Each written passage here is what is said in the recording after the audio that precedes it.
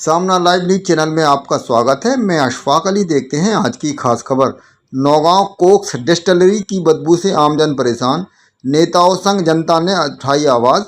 Naugaon Cokes distillery से फैल रही बदबू ने पूरे नौगांव शहर का माहौल दूषित कर दिया है।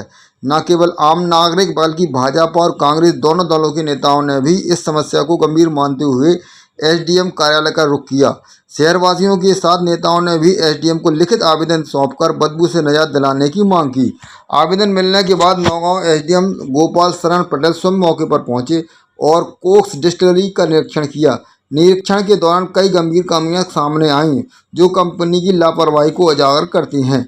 शहरवासियों का कहना है कि डिस्टिलरी की बदबू से सांस लेना मुश्किल हो गया है।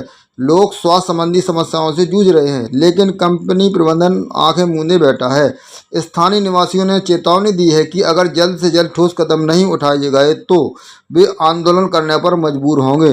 नौगांव से उत्तम राजपूत की खास रिपोर्ट।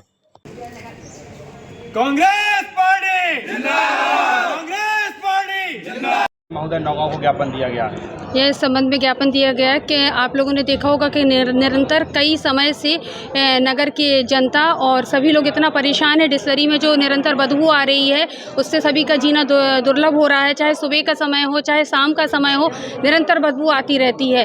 तो इसी का आवेदन दिया है कि इसका कार्रवाई होना चाहिए कि भाई सुबह शाम इतनी स्वच्छ हवा होने के बावजूद भी बदबू के कारण पूरे, यह एक किसी की आवाज़ नहीं है, यह नगर की आवाज़ है, यह हमारी अभिव्यक्ति सेवा समिति की आवाज़ है, यह जनता की आवाज़ है कि इसका निराकरण होना चाहिए। कितने दिनों से बदबू आ रही है, क्या सामना आप लोग कर रही हैं? लगभग कई समय से बदबू आ रही है। 20-25 से दिन हो गए, 1 महीना हो गए हैंगे। तो काफ़ी समय से बदबू का सामना नगर की जनता देख रही है। कई लोगों की खबर आई तो फिर हम लोगों ने सोचा कि कोई एक आवाज़ नहीं है, नगर की आवाज़ है तो उठानी चाहिए। प्रशासन को अवगत भी कराया गया था डिस्टिलरी से, लेकिन प्रशासन का कहना था कि हमारे पास अभी तक नगर की किसी भी व्यक्ति के द्वारा कोई लिखित शिकायत नहीं है। आज आप लोगों ने महिला संगठन ने एक लिखित शिकायत की, क्या आश्वासन दिया है एसडीएम सर? नहीं, सर ने कहा है कि इसकी कार्रवाई करेंगे और करना भी चाहिए, क्योंकि कोई एक का मामला नहीं है, पूरी नगर की जनता का मामला है और जिम्मेदारी है प्रशासन की कि वह इस चीज़ में जल्दी से जल्दी कार्रवाई करें। आपके द्वारा एक आवेदन दिया गया है, किस प्रकार का आवेदन दिया गया है? जी नौगांव में डिस्टिलरी है, उससे द्वारा इतनी बेकार बदबू आती है, पता नहीं क्या अवैध रूप से बना रहा है, कुछ समझ में नहीं आ रहा और पूरा नगर बहुत परेशान है। किस संबंध में दिया है ज्ञापन? जी डिस्टिलरी हम ये चाहते कि ये बदबू बंद हो, शासन इन पर कोई चालानी कार्रवाई करे और कड़े से कड़े कार्रवाई करे ताकि भविष्य में ऐसी नौगांव में समस्या ना आए। पूर्व समय में नहीं आती थी, अब पता नहीं ये लोग क्या अंदर क्या कैसी खिचड़ी पका रहे। कई संगठनों द्वारा आवेदन दिया गया है। हाँ, हम लोग नगर के माध्यम से देने आए और 15 दिन का अल्टीमेटम दिया है प्रशासन को। अगर 15 दिन में कार्रवाई नहीं होती है डिस्टिलरी के ऊपर तो वहीं डिस्टिलरी के बाहर जाके सब लोग आंदोलन करेंगे और उनके कार्य में व्यवधान उत्पन्न करेंगे। क्या आपने किसी संगठन के द्वारा आवेदन? नहीं, समस्त नगरवासी, संगठन द्वारा नहीं, समस्त नगरवासी के द्वारा हम लोगों ने ज्ञापन दिया है और अभी अगर नहीं होगा तो हर वार्ड के पार्षद और सबसे बातचीत करके वहीं डिस्टिलरी के बाहर धरना देंगे ताकि कार्रवाई नहीं होती तो क्या करोगे? वहीं डिस्टिलरी के बाहर धरना प्रदर्शन उनके कार्य में व्यवधान करेंगे, ना कि बच्चों को और बूढ़ों बुजुर्गों को जो हानि आ रही है उसके लिए रोक लगाएंगे। यह है जन सुनवाई में क्या कुछ मामला है और किन विषयों को लेकर ज्ञापन दिया गया है? नौगांव शहर में काफ़ी पुरानी डिस्टिलरी है और डिस्टिलरी के मालिक अग्रवाल साहब हैं जो, उनके द्वारा आज से नहीं बहुत सालों से इसी तरह की लापरवाही की जा रही है जो मानव जीवन के लिए ठीक नहीं है, स्वास्थ्य से संबंधित। और पीछे जो शिकारपुरा में जो नाला है, कई बार कई शिकायतें की गई हैं, कई बार जांच टीमें भी आई हैं, लेकिन सब मिला जुला होने के कारण वो जांच का क्या हुआ क्या नहीं हुआ आज तक पता नहीं चला।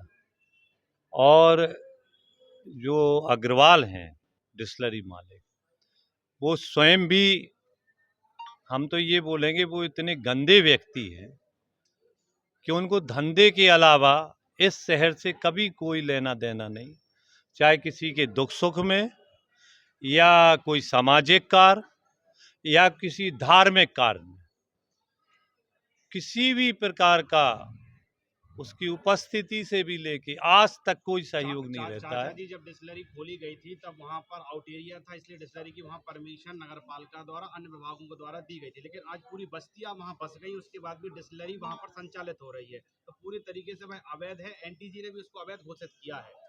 देखिए,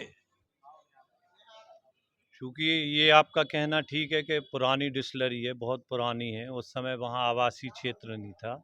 आज डिस्लरी के चारों तरफ आवासीय क्षेत्र है और जो गांव है वो तो बहुत ही ज़्यादा परेशान और त्रस्त है। वहाँ के जानवर कई जानवर मर गए, सैकड़ों जानवर मर गए।